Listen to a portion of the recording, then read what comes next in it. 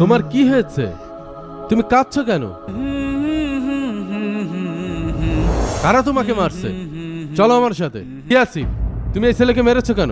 Sir আমি তো ওকে মারিনি, আর আমি তো এইমাত্র ভার্সিটিতে আসলাম। জি স্যার, সে তো মাত্র ভার্সিটিতে আসলো। স্যার আমি সত্যি বলছি স্যার, এখানে দাঁড়িয়ে ওরা আমাকে চড় মেরেছে। আমি তোমাদের 5 বছর ধরে দেখছি, তোমাদের প্রত্যেককে আমি ভালোভাবে চিনি। স্যার আমি সত্যি বলছি। একদম চুপ। আল্লাহ ছাড় দেন কিন্তু ছেড়ে দেন না।